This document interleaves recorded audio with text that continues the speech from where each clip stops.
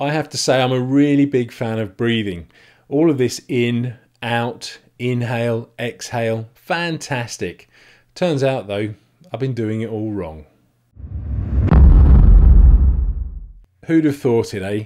Something that we do day in, day out without thinking could be improved. But maybe that's the point. With a little more thought, breathing could be more efficient, and in turn we could be more efficient on the bike. Makes sense. Up until now, most of my breathing has been from the chest, meaning that I pump my chest up Superman style and inhale.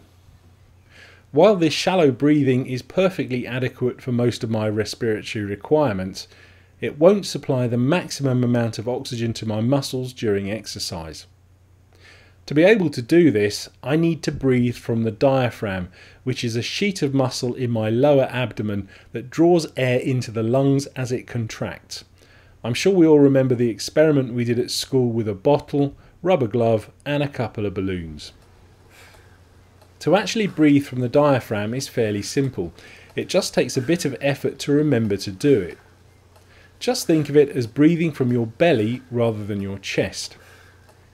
When you breathe from your belly, you use more of your lungs' capacity and therefore have more oxygen in your system available to your muscles. When I'm actually on the bike, I've also found it useful to use a couple of other techniques.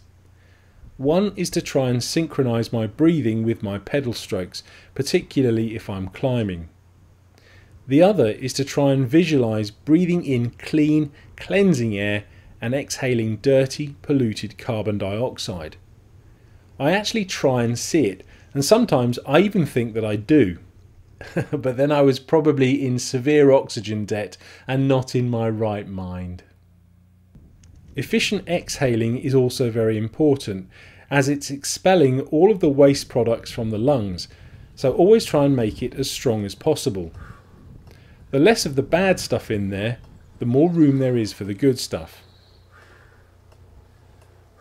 Breathing in through the nose and exhaling through the mouth can also be a valuable technique when on the bike.